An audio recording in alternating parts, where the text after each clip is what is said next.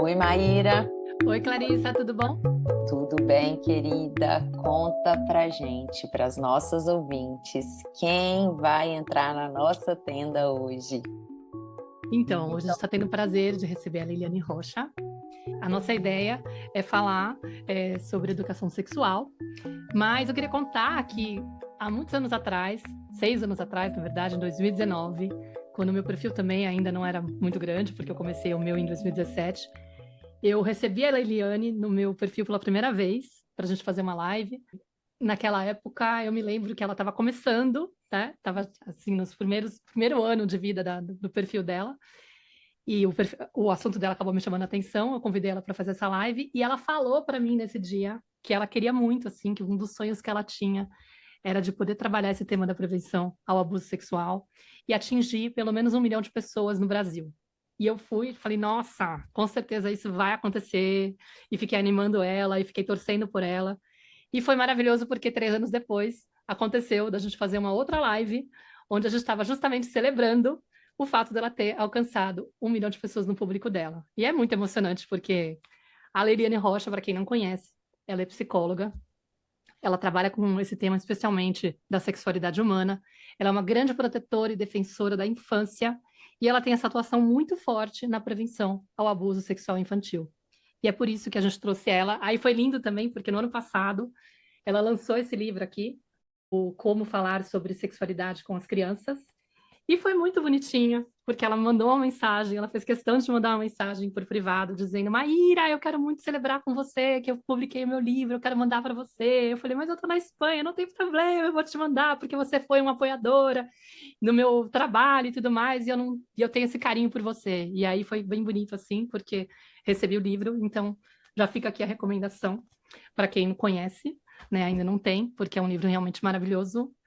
E assim, o nosso episódio ele sempre começa com a gente perguntando para a pessoa que a gente convidou como que você chegou nesse lugar, né? Por que que você se interessou em falar sobre esse assunto? Por que que você decidiu defender as crianças e adolescentes, levantando essa bandeira, essa causa que é tão assim importante e ao mesmo tempo muito dolorosa? Não é difícil segurar essa bandeira, né, para poder falar sobre isso. Pode contar um pouquinho para a gente? Começou quase borrando minha maquiagem, já tô aqui emocionada que eu sou dessa. E realmente, Maíra, você é muito especial na minha história, sabe? E eu queria aqui deixar registrado minha gratidão, já falei isso para ti algumas vezes, mas eu lembro cada repost que você fez, cada post que você colocou na sua arte, mas estava lá, gente, sigam Leiliane, e ela fazia questão, é notório o quanto você me apoiou naquele início difícil, que a gente sabe que é difícil, né? E eu quero deixar aqui registrado mais uma vez, eu emocionei com o teu relato. Uhum. Esse assunto, ele me chama muita atenção. Mas não é de agora, não foi em 2019, mas também não foi no início dos meus estudos, né? Eu comecei estudando sobre a sexualidade. Eu quero dizer para vocês que eu me apaixonei pelo tema da sexualidade humana com 13 anos, que eu sou cristã e na minha igreja falava muito sobre sexualidade. Assim, para adolescentes, para jovens, não falava para crianças não, mas adolescente e jovem falava. Olha, quando for namorar, olha, seu corpo funciona assim e tal. E eu me apaixonei, eu li um primeiro livro, que eu até lembro o nome dele hoje, procuro, não encontro mais, Namoro no Escuro, que era namoro no escuro, né, assim, não namore no escuro sem saber de nada, era nesse sentido, escuro, de ignorância sobre o corpo, sobre o relacionamento. E com 13 anos eu me apaixonei por esse tema. Eu falei, nossa, que legal falar sobre isso, sobre namoro, sobre relacionamento. E desde 13 anos eu comecei a ler e participar de muitos eventos na igreja e tal. E aí, quando eu casei, achei muito esquisito ver muitas mulheres, né? Casei, continuei estudando sobre sexualidade. Não parei, gente, não parei como jovem, depois como mulher casada. Casei em 2002, e aí, quando foi em 2003, eu me aprofundei mais ainda nos estudos da sexualidade, agora sob outra perspectiva. Só que aí, quando eu comecei a fazer palestras, eu ouvia muito das mulheres que elas não conseguiam ter prazer sexual. Não conseguiam ter nenhum prazer sexual. E aí, eu, ouvindo essas mulheres, elas não tinham prazer sexual, eu falei, como assim a pessoa não consegue ter prazer sexual e tal? E aí, fui me aprofundar nisso e fiz pesquisas com essas mulheres. Aí eu logo comecei a palestrar e essas mulheres repetiam sempre: eu não tenho prazer sexual, eu não recebi educação sexual, ela não falava o termo educação sexual, ela falava, eu nunca ouvi falar sobre sexo, sobre sexualidade, eu aprendi em revista, aprendi não sei aonde e tal. E o segundo ponto era, eu fui abusada, eu fui abusada. Aí eu me deparei com o tema do abuso, né? Me deparei com esse tema, eu falei, como assim, esse tanto de mulher foi abusada?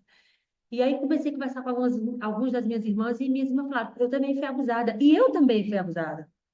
Entende? Então é um silêncio que eu falo assim, gente, então eu vou continuar trabalhando com sexualidade de adulto? Vou, mas eu preciso ir para a infância, porque a maioria dessas mulheres foram abusadas na infância, mas isso era o quê? 2003, 2004 e tal. Continuei estudando e com esse tema na minha cabeça, comecei a falar sobre isso, como essas mulheres superarem, buscar ajuda e tal. E isso eu não tinha feito psicologia ainda e nem minha pós em sexualidade. Era essa autodidata mesmo, sabe? Comecei até a escrever um pouco sobre isso, mas assim, mais para um evento aqui e ali, entregar uma coisa, não era nada, nem não gostava de rede social também, não era meu mundo. E aí foi nesse estudo com mulheres anorgásmicas que eu falei assim, eu preciso, mas eu só vim realmente dar o pontapé inicial e começar a falar sobre isso de fato em 2014.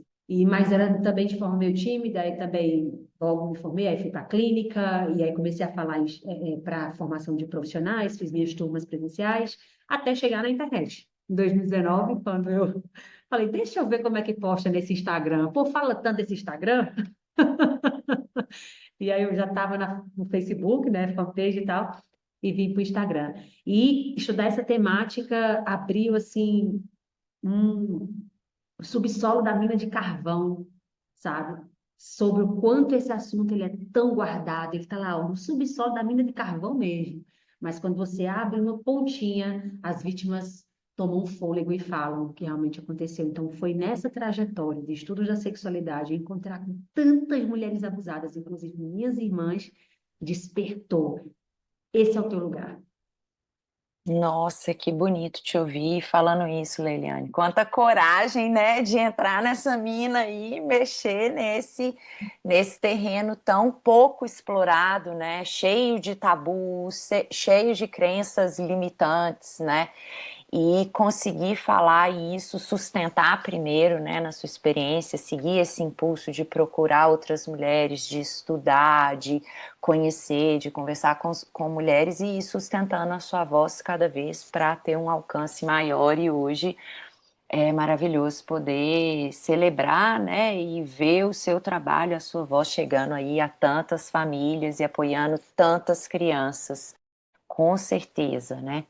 E para começar essa nossa conversa aqui, eu queria, né, como você mesmo falou, assim, as pessoas nem sabem o que é sexualidade. Existem muitos mitos, muitos tabus em relação a esse tema do sexo, uma confusão entre o que é sexo, o que é sexualidade, né?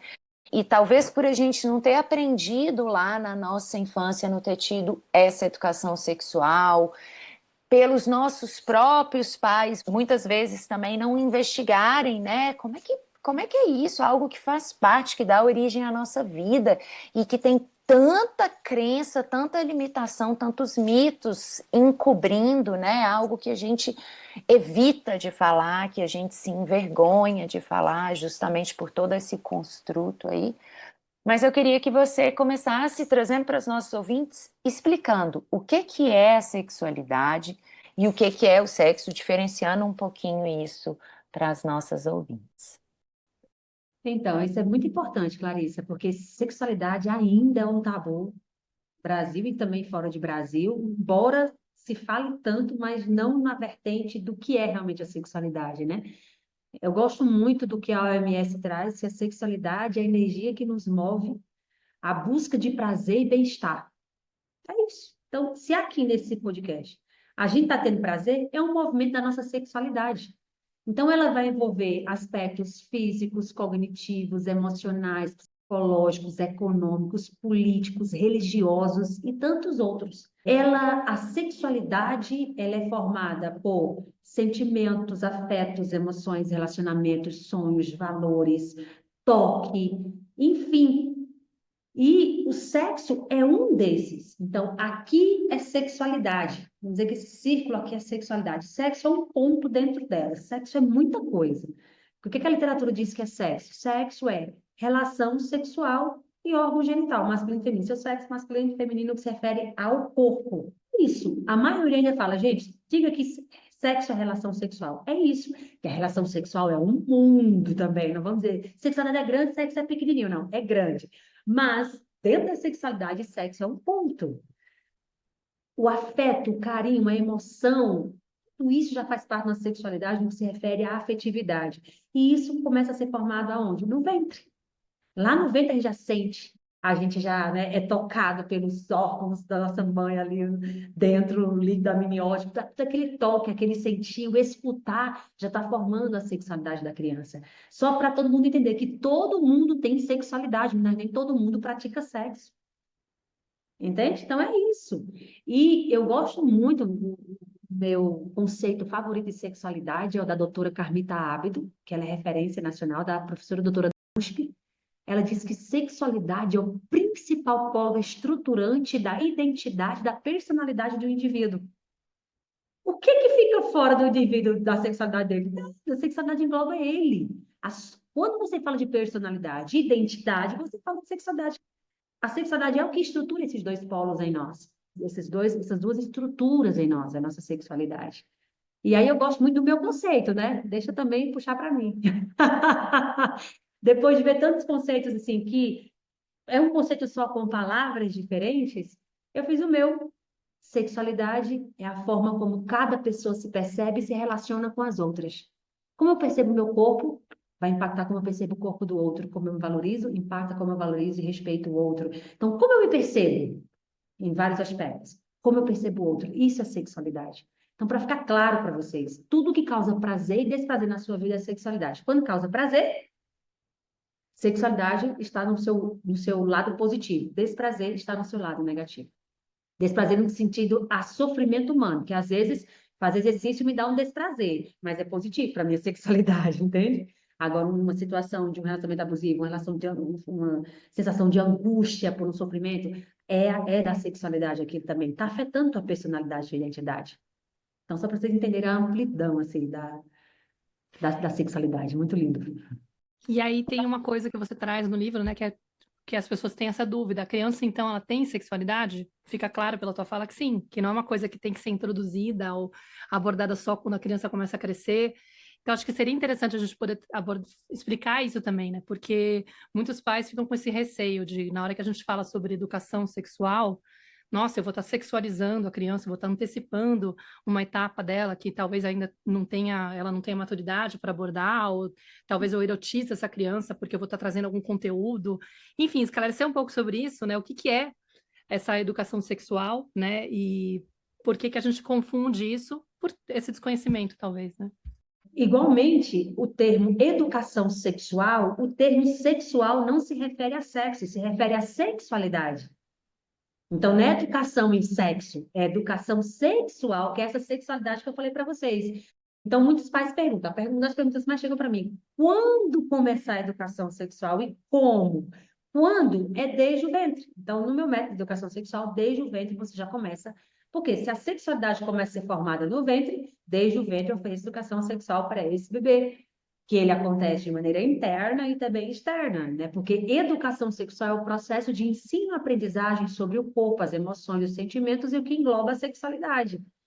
Então, se desde o ventre não faltam pesquisas da neurociência, inclusive recentes, do impacto do que a mãe sente, o que a mãe fala, o que o pai faz durante a gravidez, os ambientes que a mãe está para a formação, até questões já mnemônicas dessa criança, aspectos psíquicos que já começam a ser formados no ventre. Então, isso já é formação de sexualidade, porque a nossa formação psíquica está dentro da sexualidade, nossa educação emocional está dentro da sexualidade, educação sexual está dentro da sexualidade.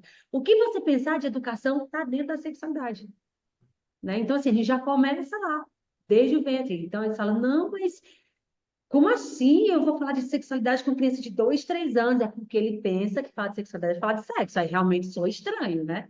Mas quando eu penso que a formação de sentimento, emoção, relacionamento, como eu vejo meu corpo, autoestima, valor próprio, claro que tem que ser o quanto antes, né? Então, só para ficar claro, pessoal. E como, né, Leiliane, que assim, esse processo, como você falou, assim, ele começa desde o ventre. Uhum. Do processo de educação sexual da criança, mas o quanto que ele passa também por essa nossa capacidade, enquanto pais e mães, de olharmos para a gente, né? Assim, então perceber como que a maneira como eu me relaciono com o meu corpo, a maneira como eu me percebo, o quanto que é importante, né, no momento que a gente, sei lá, deseja ter um filho, planeja ter um filho, mas esse olhar para a gente também, porque os nossos filhos, eles vão o tempo todo, né? Eu sinto que um processo de educação sexual, ele não é só uma aula no qual eu vou, como você está falando aqui, nomear as partes íntimas, explicar sobre consentimento, que são talvez ali os grandes pontos, né, que a gente talvez precisa de explicar, esclarecer aqui, mas que ele passa muito pela relação que eu tenho com o meu corpo, que eu tenho com o prazer, quais são as dinâmicas relacionais que eu estou estabelecendo aqui com meu companheiro, com a minha companheira, enfim, né, com essa pessoa, ou sozinha, se eu sou uma mãe solo, né, ou das minhas relações íntimas sem ser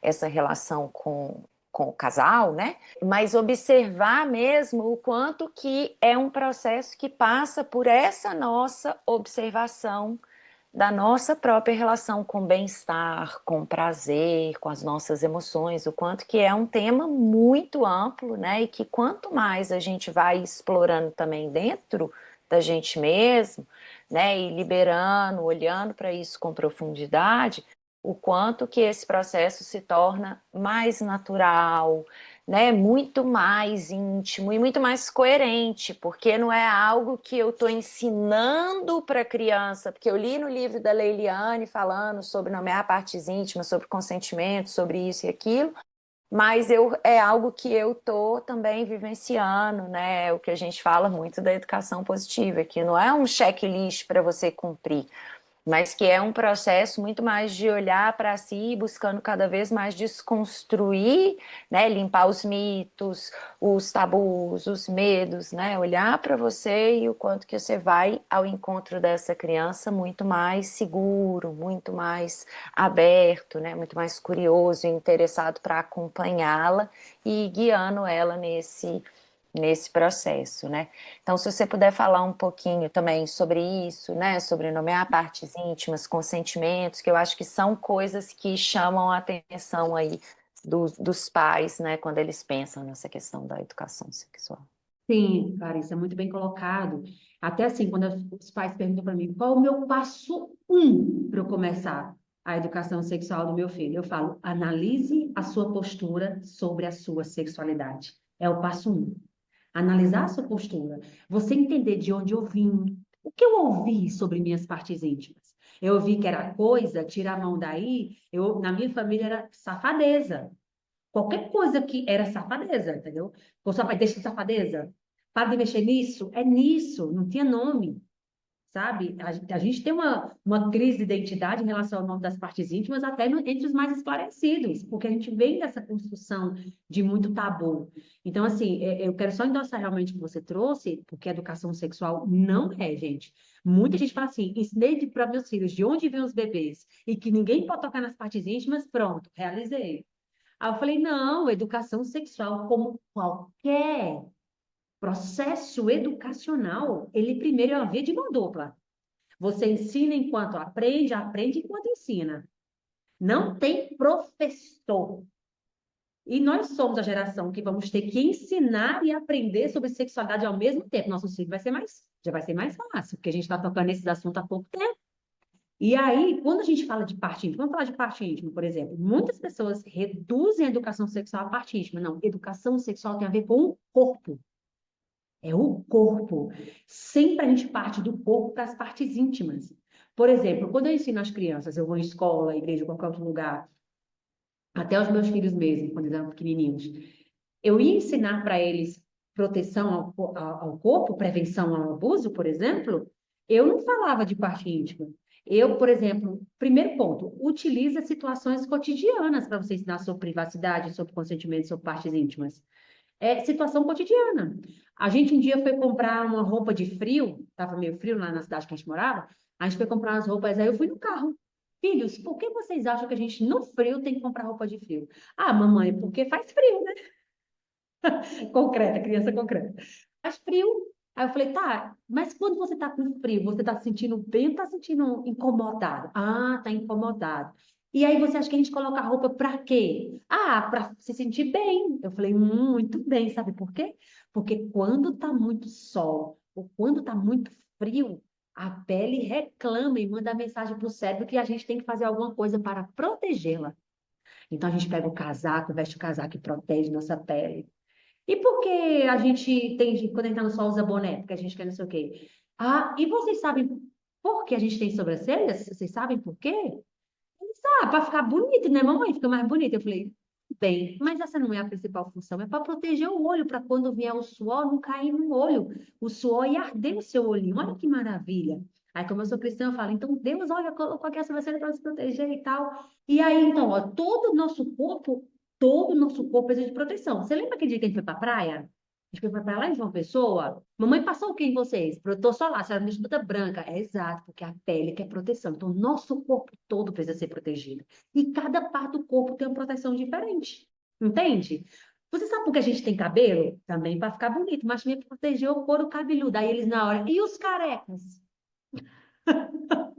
Aí eu falei, os carecas, eles têm que passar muito protetor, senão descasca e pode até uma doencinha chamada câncer na cabeça daqui, no couro cabeludo, câncer de pele, se eles não protegerem. Então, nosso cabelo protege do sol, nossa sobrancelha, não sei o quê, os cílios protegem, os cabelinhos da orelha protege, o cabelinho do nariz protege, e a caquinha, justamente porque são as bactérias que estão ali, e aí, nessa conversa do carro, não sei o quê, eu falei, e como é que a gente protege as partes íntimas? Olha, então, parte do macro para o micro. E muitos querem parte íntima. Aí o abusador vem, passa a mão no pescoço, dá um beijo no pescoço da criança, ela não identifica que é abuso, porque ficou só na parte íntima. Entende? Então, a gente tem que mostrar para a criança que o corpo todo tem uma proteção. E a gente tem que mostrar a proteção, as proteções naturais dos corpos, sabe? E aí, quando a gente chega na parte íntima, a gente já construiu um fio lógico na mente da criança, um aprendizado, e não uma informação solta. Não toca na parte íntima protege, não sei o quê. Não, é esse contexto. Eu mostro como é que a gente protege nossa casa, com um telhado para nenhum ladrão entrar por cima. Como é que a gente protege nosso cachorro? Olha, nosso cachorro, esse tanto de pelo é para proteger esse cachorro. Então, a proteção no mundo, porque a criança ela é conectada com o mundo. Ela vê o mundo muito melhor que a gente, né? Então, se a gente traz o mundo para ela, e esse primeiro mundo é o corpo dela, a gente traz uma educação com base, uma estrutura que penetra esse psiquismo, sabe? E a mensagem, ela é aprendida e apreendida. Então, a educação sexual é sobre isso. Então, aí depois eu falo da parte íntima. Em relação a nome, por exemplo, né? Todo o corpo, gente, desde pequenininha ensina olho, boca, nariz, e a gente acha bonitinho quando eles falam nariz e tal. Mas na parte íntima, a gente tem esse costume de muito apelido, porque realmente é um nome proibido de ser falado desde muito tempo. Muito tempo as pessoas pensavam que o nome da parte íntima da mulher era vagina, né? Então, a maioria das mulheres, dos adultos, homens também, acham que o nome da parte íntima da mulher é vagina. Então, nenhum nome da parte íntima a gente sabe certo. Não é vagina, é vulva. Entende? Então, a gente acharia normal nossa criança de 8, 10 anos não saber que isso aqui é boca? Ou chamar isso aqui de garganta? Não é. Então, a gente chamar a vulva de vagina é a mesma coisa de chamar os lábios de garganta. Porque a vagina é o canal lá embaixo, como se fosse uma garganta, vamos dizer assim, porque é interno. Então, nem o nome científico, muitos profissionais não sabem, imagina as famílias, que a vulva não é um nome popular, né? Aí a gente vem e ensina, ó, é vulva, mas falar vulva e pênis, vagina, alguma coisa assim, nossa, que coisa feia. Até hoje eu recebo muitas mães, mas Leliane, eu não posso chamar apelido, é muito. Não imagina minha filha, meu filho, meu pênis, meu Deus. Falei, mulher, pênis é um nome bonito, parece tênis, feio, é cotovelo. Que nome horrível, cotovelo, panturrilha. Meu Deus, que nomes horríveis. Agora, pênis, vulva, são nomes tão fofos. Agora, o significado que nós damos para eles é que torna meio esquisito. Então, para você, o que é que significa? Então, a pergunta que eu sempre faço para as mães, para os pais, assim, enfim, aos adultos, é: você faz mais xixi ou sexo? Né? Então, as partes íntimas elas servem mais para xixi do que para sexo. Por que você liga naturalmente a sexo? Uma educação sexual inadequada. Entende? Então, se a gente entende a função, porque sexo é mais uma função, mas a gente, na nossa educação sexual repressora, não fala nem o nome, né? Então, sou contra, já respondendo a pergunta que eu sei que está na mente de vocês que estão nos ouvindo, não pode colocar apelido nas partes íntimas? Não, eu não vou demonizar os apelidos, não, porque é uma coisa cultural e eu não vejo um problemaço, desde que você ensine o nome certo. Leiliane, como é que eu faço então? Então, assim, você chama de florzinha, churanha, porque são vários nomes, né? Os nomes são diversos. Um dia eu fiz um levantamento, deu mais de 50. A minha avó falava limpa barata. Meu Deus, que tristeza. Minha única avó que tá viva. E ela me segue. Vamos ver se ela vai ouvir essa. Então, assim, tem família que já tem o costume de chamar? Ok, eu particularmente nunca dei apelido nenhum, sempre vulva e pênis, sempre, desde pequenininho, mamãe tá limpando sua vulva, seu pênis, tá? Enfim, desde pequenininho. Mas eu entendo que tem gente que fala assim, Liliana, eu não dou conta. Você não dá conta? Tudo bem. Vamos nos respeitar, é um processo. Então, você vai fazer uma transição ou uma adição.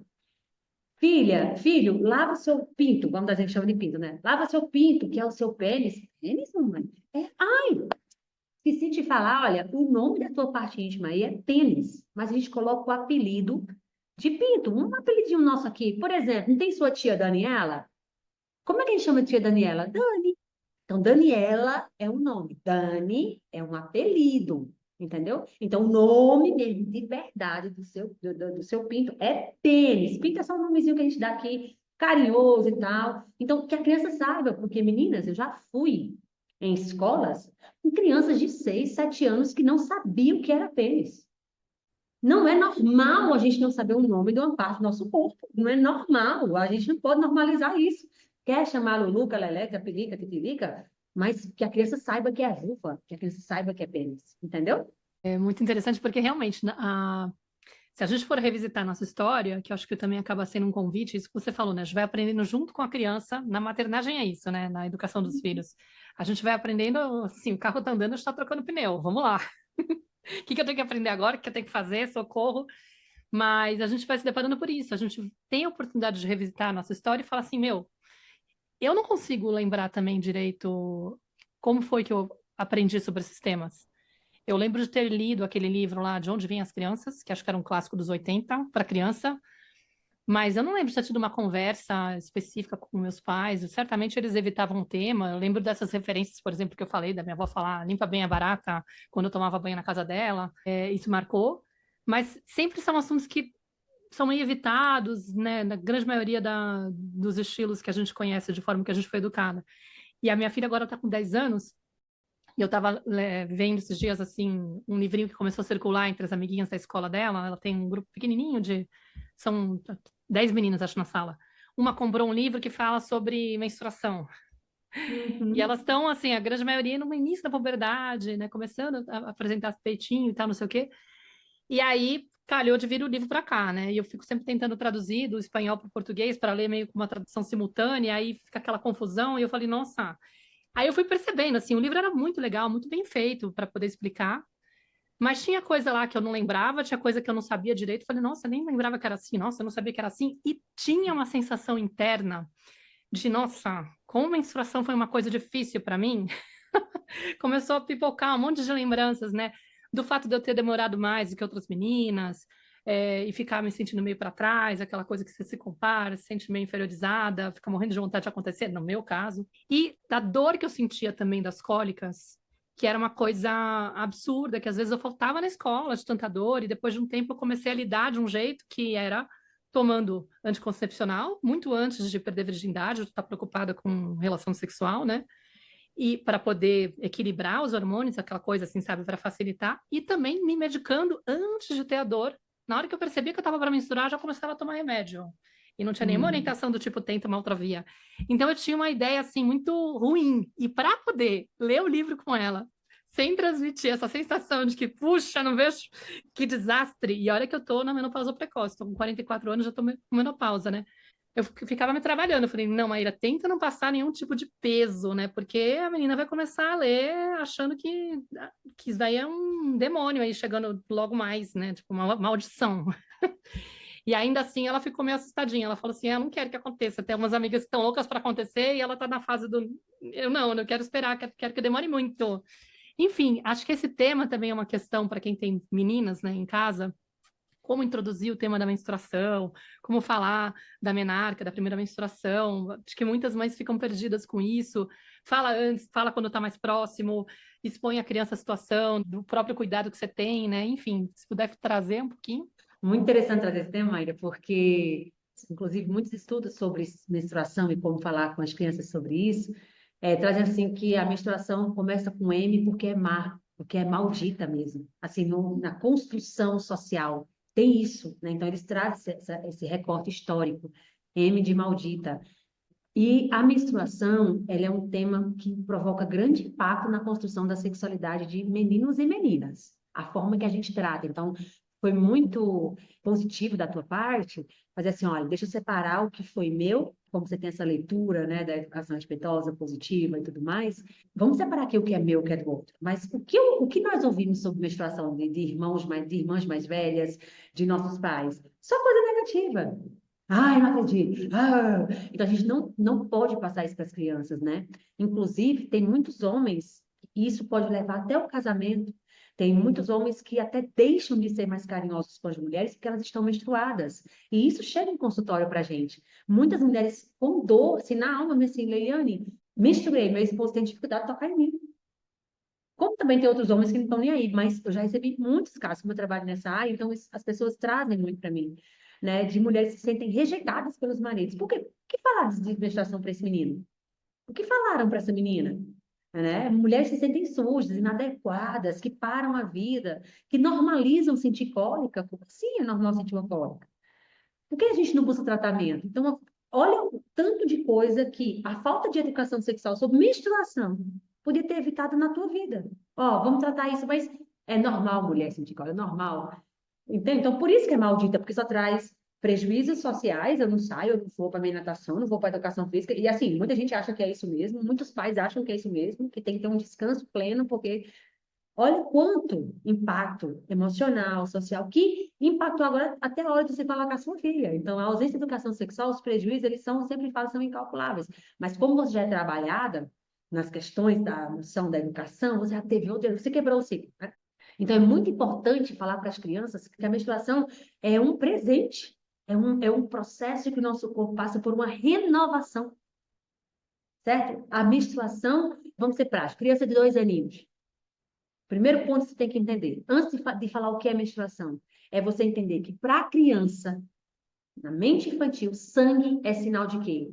Doença, ferida, corte e morte. Então, a criança vê um absorvente da mãe, ou às vezes a mãe esqueceu de dar uma descarga, já chegou em casa para mim, e a criança foi lá e viu aquele sangue, a criança não teve coragem de falar para a mãe, e ela chegou em consultório angustiada, porque achando que a mãe iria morrer, estava achando que a mãe ia morrer, ou que ela estava muito doente. Entende? Eu atendi essa criança. E aí expliquei para a mãe, meu Deus, Lilian, mas ela não falou nada. Eu sei, muitas não falam. Que sangue é esse que saiu da minha mãe? Que ela foi no banheiro. E aí a criança foi no. Porque criança é criança, né? É cientista, então vai atrás das coisas. Ela foi no lixeiro e viu o papel higiênico sujo. Então ela realmente, meu Deus, é mamãe. E ficou aquela angústia, entende?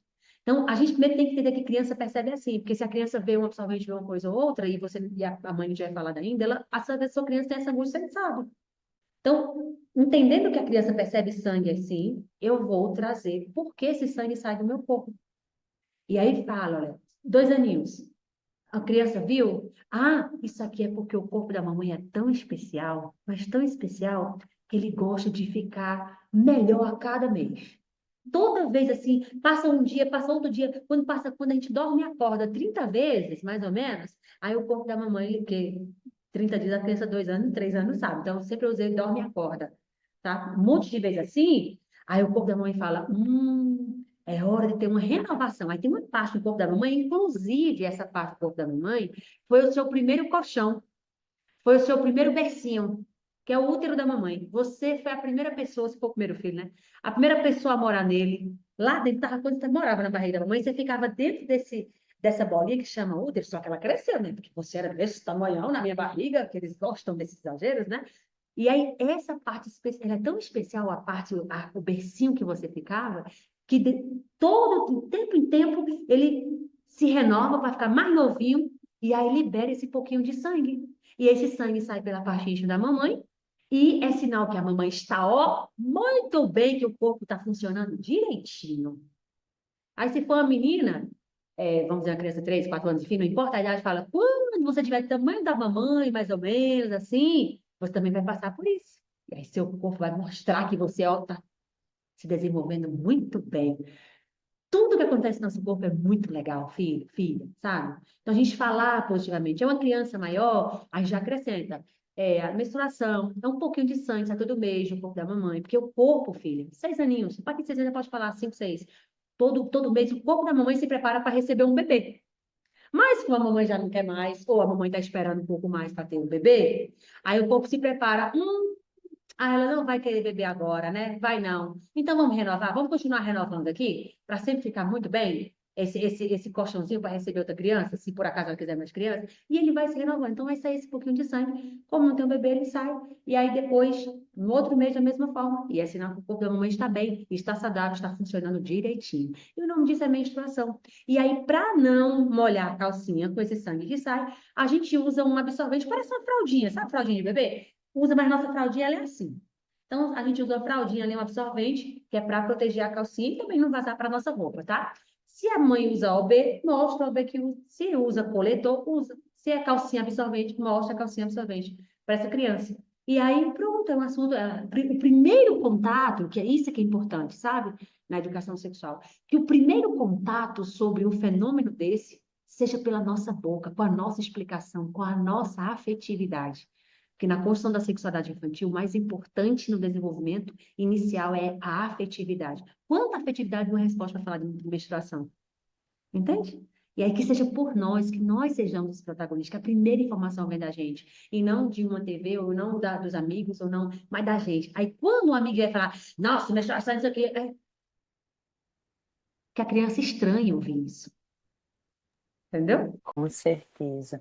E sobre a semenarca, assim, como que você falaria sobre isso com os meninos, né? Acredito que é muito parecido, mas é uma coisa que me surpreendeu, assim, eu tenho dois meninos, né? Uma Uhum. vez conversando com o meu marido, que eu descobri que tinha um momento ali da primeira ejaculação, que no início, né, ali ele às vezes se tocava, se masturbava, mas que não saía nada, que depois de uma certa idade que aí começou a vir. Então, assim, eu descobri com o meu marido, eu não fazia ideia como era.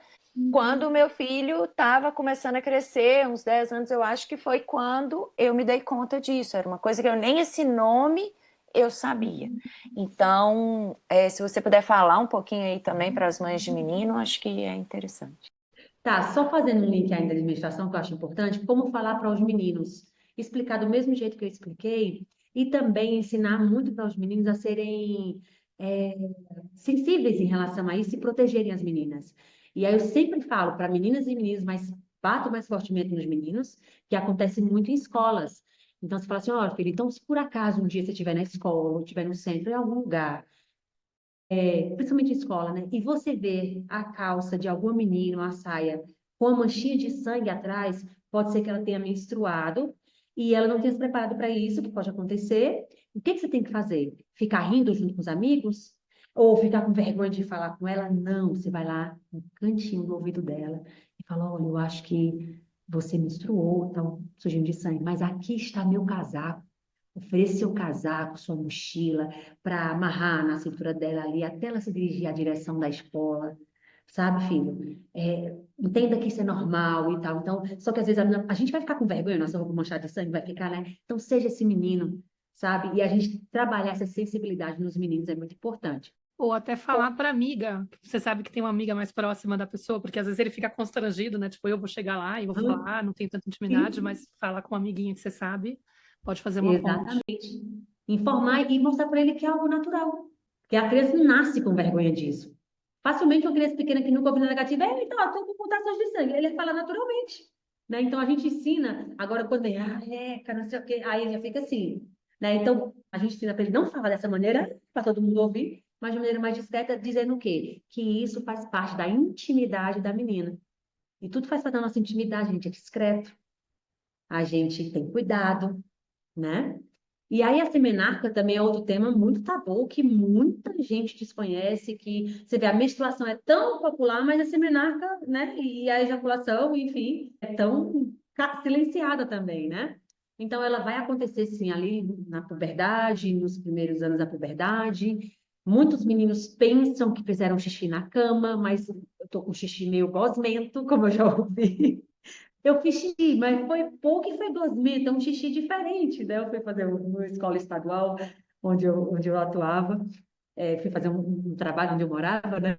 E aí achei interessante, não, isso é semenarca, isso foi sua semenarca, ou isso foi uma ejaculação, enfim. Então é muito importante falar para os meninos antes de acontecer. Quando a gente fala das transformações do corpo, que fala sobre menstruação, e fala, e no menino não tem menstruação, mas tem outro fenômeno chamado, tem outra forma de o corpo mostrar que está se desenvolvendo bem, chamado semenarca, que você vai liberar um líquido pela sua pastinha. Então, a mulher libera o líquido, sangue é todo mês, e o menino, de maneira, não é de maneira natural, assim, todo mês, às vezes vai ser, outras vezes vai ter, só se tiver alguma manipulação, enfim. Mas a gente falar para ele que o corpo dele produz e libera. É muito importante antes. A gente sempre tem que ser, porque há um tabu muito grande, tá? Um mito, não é um tabu, é um mito em relação à educação sexual. Espere a criança crescer para começar. Se a criança não perguntou, é porque ela não precisa dar resposta. Eu falei, meu amor, é não. Ó, muitas pediatras falam isso para as mães. Muito. Se ele não perguntou, para que tu vai se antecipar? Para que essa agonia? É porque elas têm insegurança, elas não sabem como ensinar muitas vezes, né? Ou aprenderam assim. E aí eu sempre falo para os pais meio assim, quando foi que você ensinou seu filho a dizer obrigado, bom dia, com licença? Quando ele falou, olha, eu ouço as pessoas falando obrigado, eu tenho que falar. Ah, ele perguntou, agora eu vou ensinar. É assim, não é? Quando você levou seu filho para a escola, quando ele falou assim, mamãe, eu pensei que as pessoas pegam uma mochila e vão para a escola, é hora do meu filho ir para a escola. Agora ele perguntou, agora ele... É assim que a gente faz? Não, a gente se antecipa. A gente é quem decide o momento de começar. Então, se eu sou cristã, né? Desde o ventre eu ensino a Bíblia para minha filha, desde o ventre. Eu faço culto familiar, eu, meu marido e minha filha. E hoje, até hoje, nós fazemos eles adolescentes. Todos os dias é um ritual da família, é um culto que a gente trabalha nossas emoções, lê Bíblia, fala de Jesus, o amar ao próximo, todos os dias. Mas a gente começou desde lá do ventre. Eu vou esperar a minha filha perguntar, eu ouço o povo falar de um tal de Deus, de Jesus, o que é isso? Ah, agora ela está pronta para a educação espiritual. Então, toda educação a gente se antecipa. Só a sexual a gente tem que esperar a criança demandar. Logo, uma das mais complexas, eu vou esperar a minha criança decidir, descobrir quando, decidir e me demandar para eu começar. Percebe o tanto que é infundado? Isso. Então, se a educação sexual ela é para educar a sexualidade, e a sexualidade começa desde o ventre, eu que me prepare para oferecer para a minha criança, né? É, porque é um risco, né? Porque ela vai receber de fora essa informação, e o que vier de fora não tem um filtro, não tem esse cuidado, e aí às vezes vai ter um impacto muito grande, porque ela pode, inclusive, estava vendo lá os dados, né? A idade que as crianças já têm acesso à pornografia, por exemplo, uma grande maioria com 10 anos já acessou pornografia, então é Sim. ingenuidade nossa acreditar que a gente está. Não, não tem problema, espere ele perguntar. Não, ele vai ver lá de fora. Você realmente quer que ele tenha primeiro uma imagem de pornografia antes de você conversar com ele sobre o tema, né? Exato. Inclusive, por exemplo, eu não queria, jamais. Mas meus filhos tiveram acesso à pornografia.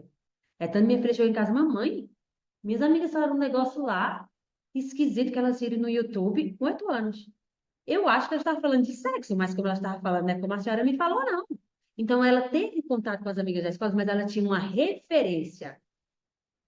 Quando a gente chega primeiro, a gente é referência. O que vem vai causar um certo estranhamento e a criança vai trazer mais facilidade a dúvida para a gente. Por quê? Porque as crianças conversam conosco aquilo que nós conversamos com elas.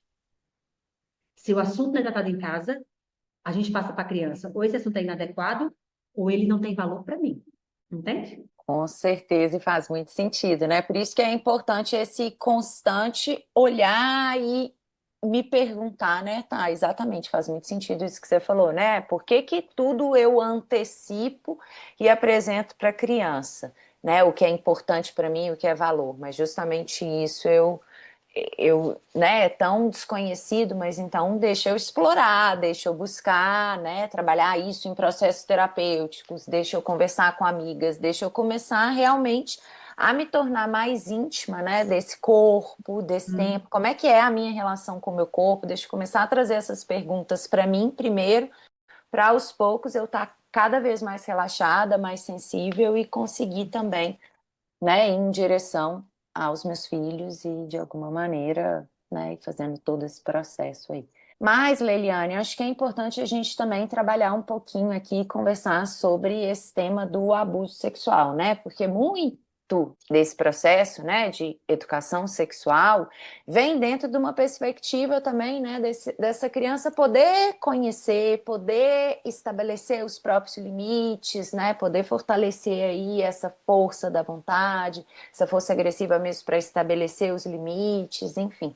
Então eu queria que você falasse um pouquinho sobre a educação sexual dentro dessa perspectiva da autoproteção, né? Como que a gente explica, você explicar um pouquinho para os nossos ouvintes sobre o abuso sexual, porque muitas pessoas não têm noção dessa dimensão, né? A gente fica às vezes muito preso a uma ideia de estupro ou de algo, né, que tem que ter ali um contato físico, uma penetração, um envolvimento das partes íntimas quando a gente fala de abuso, mas eu sei que é algo muito mais complexo e queria que você esclarecesse um pouquinho aqui para que os pais e mães também possam olhar para isso de uma maneira mais honesta e profunda. Exato. Então vamos começar pelo conceito, né? Dando um nome fica mais fácil a gente destrinchar o restante. Então, o que é abuso sexual? Abuso sexual é todo e qualquer contato físico ou qualquer interação, mesmo online ou sem contato físico, no qual um adulto ou um adolescente busca gratificação sexual com essa criança ou esse adolescente, tá? Porque tanto a criança quanto o adolescente são vítimas de abuso. Então, qualquer interação, não importa se tem contato físico, se o abusador, a pessoa de poder maior, porque abuso sexual é uma relação de poder, a pessoa com maior poder quer ter satisfação sexual com essa criança através dessa interação, é abuso sexual. Então, nós temos abuso sexual com contato físico e sem contato físico, que ambos podem trazer consequências devastadoras. Então, não subestime o abuso sem contato, porque, não tocou, então nem tem trauma. Muito pelo contrário, muitos traumas. Já atendi várias vítimas de abuso sexual sem contato físico, tem muitos traumas. Vamos dar exemplos de contato físico. Quando o abusador ou a abusadora, né, toca na parte íntima da criança, pede para a criança tocar na parte íntima dela, beija na boca da criança com essa intenção de gratificação sexual. Quando toca as coxas da criança, tem abusador que o foco não é parte íntima, é coxa, gente. Eles têm fetiches diferentes, tá? É coxa, pescoço. Então, várias vítimas eu já abusei que o maior fetiche do abusador era ficar tocando os lábios dela, entendeu? Ficar assim, tocando os lábios, né? Então, qualquer toque que tem no corpo, ou a criança toca no adulto, ou o adulto toca na criança, ou ambos se tocam, é abuso sexual com toque físico. Que é mais fácil identificar, né? Agora, abuso sexual sem toque físico. Esse aqui, toda vez que eu falo, e não tenho dúvida que aqui também vai acontecer, muitas pessoas vão descobrir agora que foram abusadas. Porque pensavam que porque não foi tocada, não foi abusada. Mas, por exemplo, se você toma banho quando criança e adolescente, alguém ficava te espionando com intenção de gratificação sexual, você foi abusado. Se alguém se masturbou na sua frente ou mostrou as partes íntimas com intenção de gratificação sexual, foi abusado. Se alguém contou histórias eróticas para você, ou mostrou algum conteúdo pornográfico ou muito sexualizado para você, isso é abuso sexual. Se alguém fez isso de maneira presencial ou online, que aí, se a gente fosse entrar em abuso sexual online, tem que ser 3 podcasts, gente, porque é uma guerra. Quem não entendeu que abuso sexual online, violência sexual online é uma guerra, não está entendendo o que está acontecendo no mundo. Isso não é exagero. Infelizmente, não é. Eu até queria que fosse um exagero da minha parte, mas não é. Então, isso também é fundamental de saber.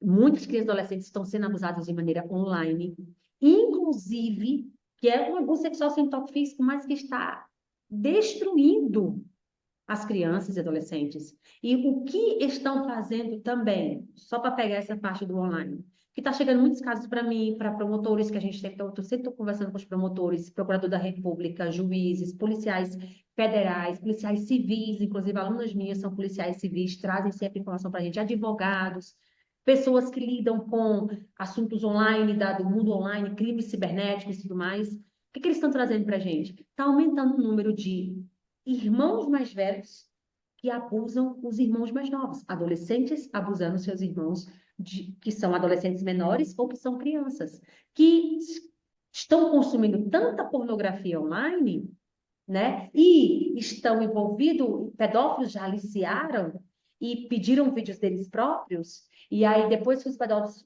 demonstraram quem era, porque eles se disfarçam que é uma menina, que são meninas, são garotas, são crianças também, pedem vídeos, as crianças mandam, quando eles mandam, falam, se você não quiser que esse vídeo vá para a internet, faça um vídeo colocando o dedo na parte íntima de sua irmãzinha, filme e manda para mim. Aí eles mandam. E tá assim nesses casos, ó. É outra forma de abuso sexual com exploração sexual. Que a exploração sexual é quando há uma moeda de troca, quando eles pegam o vídeo, vendem. Então, o abusador não ganha nada financeiramente que traga algum lucro, certo? É gratificação sexual, ponto. Aí a exploração sexual, que é outra violência sexual, é quando é isso. Então, estão se misturando. O abusador não tocou nessa criança, mas abusou duas. Explorou duas. Essa é a realidade.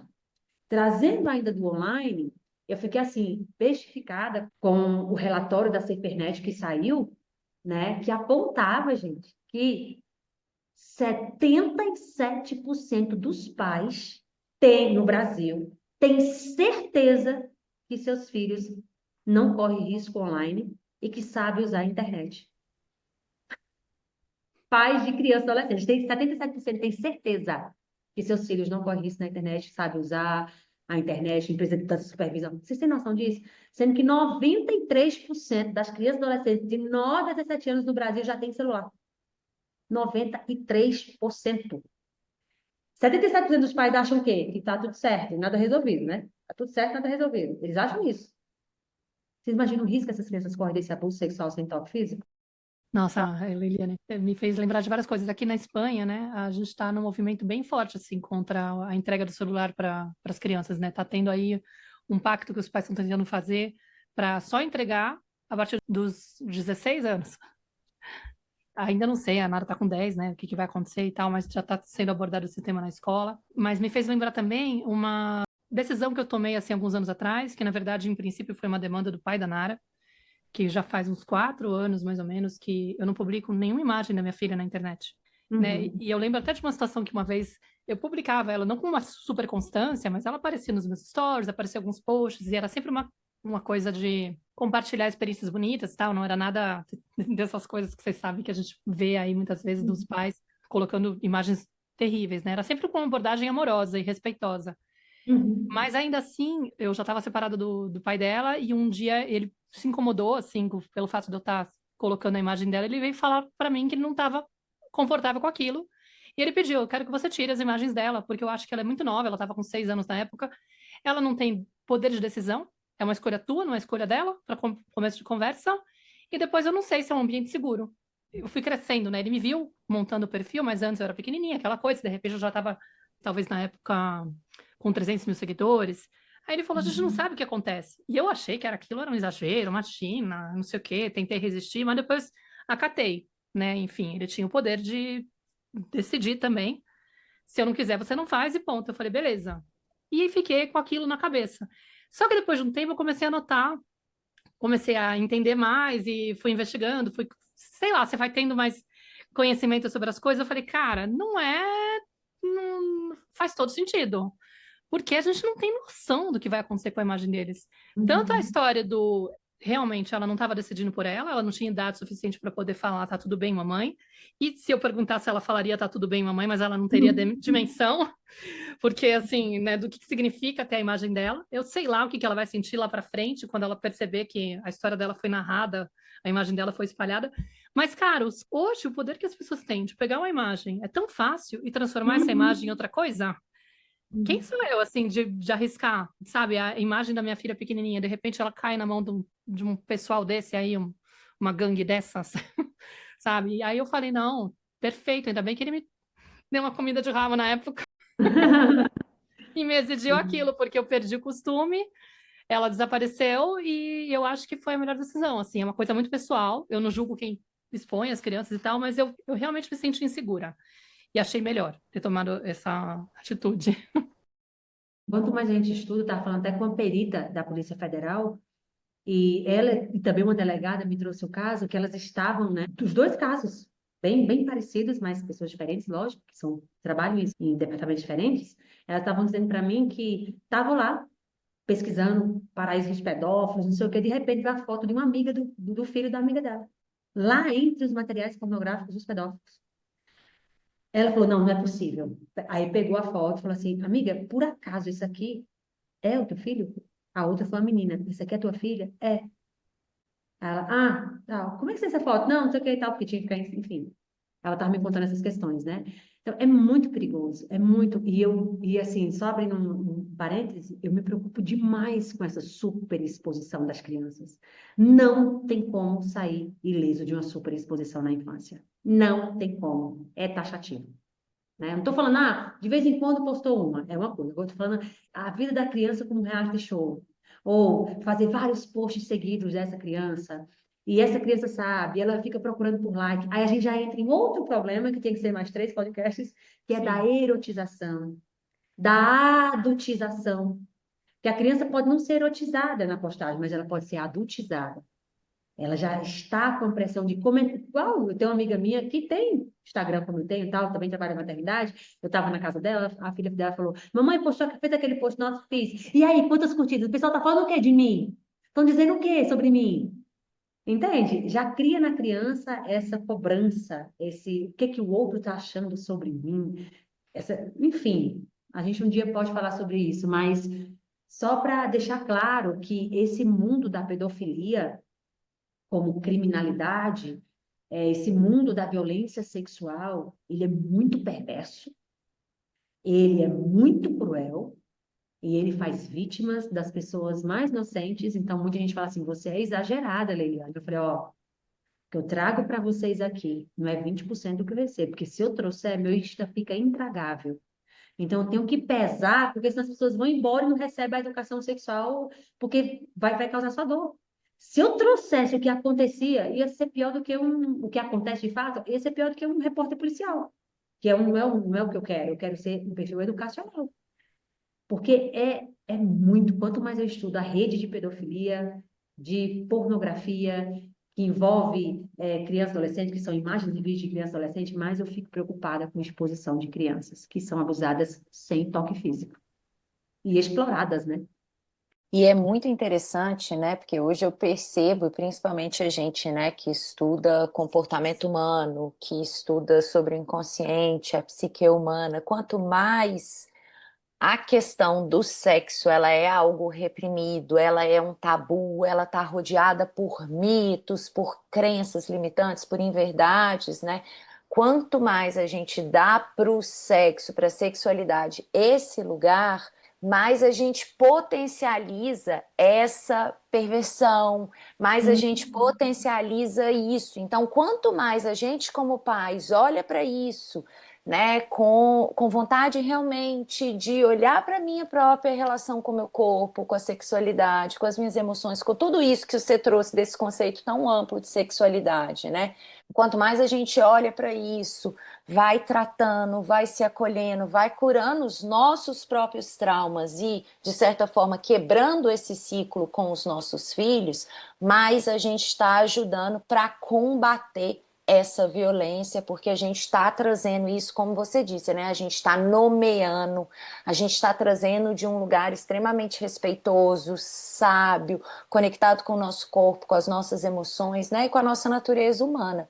Então eu queria, né, para a gente caminhar para o fechamento, infelizmente a gente tem que terminar, né? Temos horários aqui, Leiliane precisa ir, né? A gente queria fazer 5 episódios sobre esse tema, porque tem muito assunto. Mas, né, para a gente caminhar para um fechamento, Leiliane, assim, eu queria que você falasse um pouquinho, assim, né, do que torna essas crianças mais propensas a esse abuso, né, e como que a gente pode trabalhar nessa prevenção mesmo. Acho que você já foi falando um pouquinho disso, mas só para a gente fechar também com essa Uhum. clareza de como, então, né, de uma forma mais prática, a gente vai proteger essas nossas crianças. Acho que seria uma forma de trazer um resumo de tudo isso que foi compartilhado aqui. Ó, o primeiro ponto é a gente precisa, falou que a gente já falou, analisar a postura sobre sexualidade e tal, é buscar conhecimento, tá? Não tem como, primeiro, busque conhecimento sobre a realidade da violência sexual. Não tem como proteger o nosso filho de um perigo que a gente não sabe que existe e como existe. Então, busque conhecimento sobre a realidade do abuso sexual. Busque conhecimento sobre como oferecer a educação sexual, tá? Porque entenda uma máxima. É um bom início. Aí tem bem detalhado. Entenda uma coisa: todas as crianças recebem educação sexual. Agora, a maioria recebe a inadequada. Mas não existe neutralidade na educação sexual. Então, qual educação sexual você quer para o seu filho? A que o mundo dá, que é totalmente, né, quase 100%, é sexualização, é erotização, é pornografia, é abuso. Muitas pessoas descobriram mais o que a parte íntima sente quando foram abusadas. As pessoas souberam sobre como é a parte íntima de um homem quando vira do abusador, quando vira da abusadora. Então, é esse contato que a gente, muitas crianças hoje, é na internet, é vendo a pornografia, porque se você coloca no Google pênis, vulva, não vai aparecer ninguém numa reza. Vai aparecer pornografia, entendeu? Então, não tem para onde fugir. Sua criança, ó, entenda, sua criança vai ter contato com pornografia, você queira, você não queira.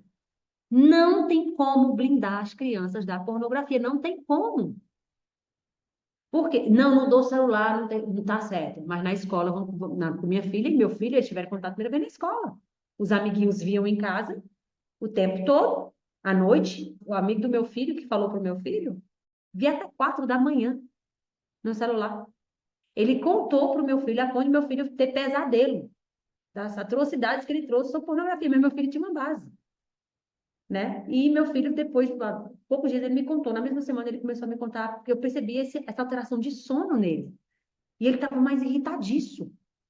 Aí, mamãe, é porque fulana, eu fui lá na escola, conversei com a professora, me disponibilizei para falar com a família e tal. Olha só, entende? Então, a gente tem que entender que já está aí. Não tem como evitar, não tem como. Não está aí. Ah, não, não dou o celular para meu filho, não vou ter perigo. Para disso. Essa inocência, essa ignorância vai deixar o seu filho muito mais vulnerável a abusadores, a conteúdos inadequados, tanto de modo presencial quanto online. O online hoje é real. Então é isso. É buscar esse conhecimento de educação sexual, da realidade, dá um Google, gente. Como as crianças estão acessando pornografia, dá um Google. Como as crianças são exploradas na internet, dá um Google. Como oferecer. Tem muita coisa nos nossos perfis e sites, enfim. Outro ponto fundamental para a gente proteger a criança é colocar em prática a educação sexual, como a gente vem falando aqui, aproveitando situações cotidianas. Não é uma conversa isolada, não é uma conversa registrada em cartório. Olha, meu filho chegou a hora, sente que agora eu vou dizer como é. Não, é cotidianamente, como qualquer processo de educação. Situações cotidianas, é ter livros, é ser intencional, é ser intencional. Então, a gente estava aqui conversando em casa, aí meu filho contou, mamãe, aí o menino falou assim, só sendo mulher fazendo isso. Aí, coisa da escola, né? Eu falei, filho, o que que você achou dessa frase dele? Machista, né, mamãe? Aí eu falei, filho. Filho, e o que que você acha do machismo? Muito ruim. O que que a mamãe te falou que ele causa? Isso no homem, isso na mulher. Pronto, filho. Uma situação cotidiana. O que que você acha disso? Mas como ele já recebe educação sexual, está claro na mente dele. Seu filho não está, trouxe uma frase assim, criança, adolescente, mas você não fez, mas você, que a gente já quer corrigir, né? Quando a criança vem contar uma coisa da escola. Mas você não fez isso também não, né? Ah, o que que você acha disso? Vamos conversar sobre isso? Olha, isso ali, às vezes você lavando a louça e tal. Quanto mais naturalidade, mais aprendizado. Pode sentar e ter aquela conversa? Pode. Mas é esse cotidiano que a gente tem que entender. Sabe? É uma reportagem que passa. Igual a gente estava assistindo uma coisa de carnaval, as mulheres lá sambando, e os seus de fora. Carnaval, né? Sapucaí. Aí meu filho era pequenininho. Mamãe, e a intimidade que ela não está guardando? Aí eu fui falar sobre nudez e sobre outra perspectiva, né? Porque eu falo, ó, as partinhas ficam guardadinhas, a gente ensina para criança. Aí pronto, aí vai no carnaval ou vê algo de carnaval, né, na televisão, tava passando no jornal, né? Então, aí ele, e aí, mamãe, ela não pode ter a intimidade dela e as pessoas estão vendo e não sei o quê. Então a gente já vai, essa situação cotidiana, né? E aí muitos pais falam, isso é uma safadeza, isso é uma mulher que não se valoriza, não sei o que. Eu falo, nunca fale isso, a gente tem que respeitar o outro. Filho, isso é uma demonstração artística, e essa pessoa, ela gosta dessa arte, dessa música, do samba, e não sei o quê. Então, são vários, é nesse contexto e tal. Mas na rua ela não pode andar assim, não, no dia a dia. Que aí já não pode, mas né, aí a gente vai explicando. Então, percebem quantas situações no cotidiano a gente vai trabalhando prevenção a abuso, a gente vai trabalhando misoginia, a gente vai trabalhando sexismo, a gente vai trabalhando tanto machismo, sabe? Então, é importante pegar essa essência, né? E o terceiro ponto, entendam que educação sexual, ela é leve, simples, prática e divertida. Tem que ser divertida para o adulto e divertida para a criança. Porque se a gente faz uma coisa que a gente fica... A gente vai começar e não vai terminar. Então, tem que ser algo que a gente tenha prazer de fazer. E para isso tem método. Por isso que eu sempre compartilho dinâmicas, compartilho histórias, frases, assim, não para ser script, mas para ser inspiração. Liliane, tô pensando aqui também uma coisa que é muito importante, acho que de frisar para os pais, né? A importância que é a gente criar um ambiente seguro para a criança poder trazer os problemas que ela pode enfrentar lá fora, né, de casa, ou dentro de casa também, né? Porque, na verdade, a gente sabe que o abuso pode acontecer dentro. Porque, assim, cara, na mentoria, por exemplo, eu fico muito chocada, né? Agora eu já tô até calejada, acostumada. Infelizmente, a gente já nem se assusta mais, né? Já vai se acostumando com esses relatos. Mas, assim, eu já recebi mais de 900 mães na mentoria. E assim, vez ou outra, vem relato da mãe dizendo que na infância sofreu abuso, e às vezes de forma recorrente, mas que não teve coragem de contar para os pais, de contar para a mãe, sabe? Nunca contei. Às vezes, assim, primeira vez que contou foi para mim, e eu fico assim, uau. Imagina o ambiente onde essa criança cresceu. E geralmente é um medo muito grande, por quê? Porque não sabe se vai ser criticada, se vai ser invalidada, se vai ser punida, inclusive, né? Que acontece muito. Aí algumas contam esse relato. Tipo, contei, apanhei, minha mãe me criticou, minha mãe disse que eu que provoquei, veio falar por que você provocou isso, como é que você tem coragem. E muitas vezes, mesmo sabendo, deixa continuar, a mãe prefere proteger o padrasto ou o pai, não vai se separar. Enfim, inúmeras situações onde você fala, pelo amor de Deus.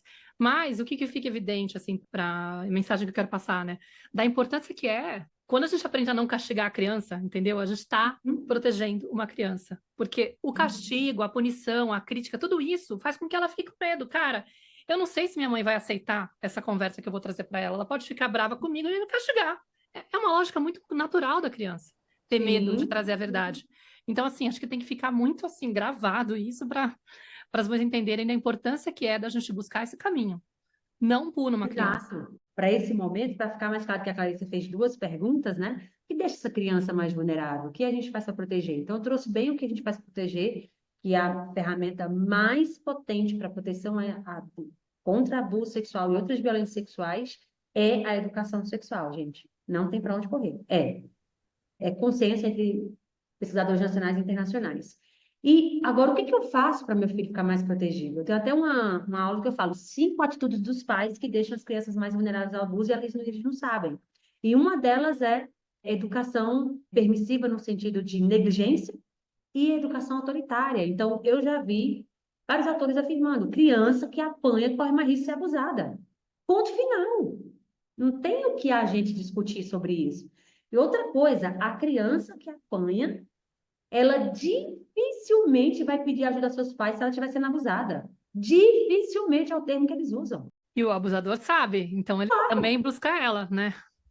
Então, o abusador, ele procura a criança que é mais gritada, na família, vamos dizer, ele é da família, ele vai procurar. A que é mais gritada, que os pais são mais ausentes, que ela apanha, que ela é castigada. Ele sabe que essa criança é mais vulnerável, por quê? Porque ela é uma relação de mais medo com os pais, é uma relação de que ela vai ter muito mais, menos coragem de contar, porque o que eles usam? Se você contar, sua mãe não vai acreditar em você, se você contar, seu pai vai bater em você, se você contar, não vão gostar mais de você, você vai ficar de castigo, você vai ficar sem o celular, você vai... Então, essas frases que eu tô falando para vocês, gente, eu ouvi de tanta vítima de abuso, foram milhares de vítimas que eu já ouvi, tanto no consultório, em palestras, na rede social e de supervisão das minhas alunas e tudo mais. Então, assim, a educação positiva, né, a educação consciente, respeitosa, é uma potente ferramenta de proteção, porque está dentro também dessa sexualidade, dentro da educação sexual.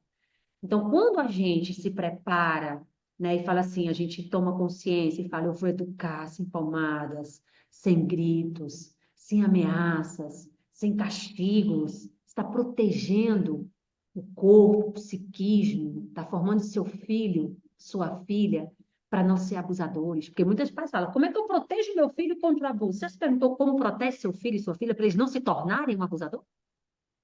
Porque adolescente está abusando de seus irmãos. Os adolescentes estão abusando de seus irmãos. Então, abusadores, eles não nascem, são formados socialmente. O que a família faz, o que a escola faz, o que a ONG faz, o que a igreja faz, o que a mídia faz, forma abusadores ou forma seres humanos extraordinários e respeitosos. Então, entendam que o abusador é como uma pessoa como eu e você, como seu marido, como o meu, como seu filho, como meu enteado, como uma pessoa da sua empresa, uma pessoa acima de qualquer suspeita, a gente sabe disso. Então, o que que tem nessa pessoa? Que ele tem família, ele tem filhos, e ele abusa. Ele foi formado, ele acha que se ele tem um desejo, esse desejo tem que ser saciado, não importa o que vai causar para o outro. Ele forma com esse senso de que eu sou o centro. Entende? E esse senso, né, não é uma questão de poder, é fraqueza, né? Então, se uma criança, por exemplo, apanha, o que que a gente traz para ela, a criança que apanha?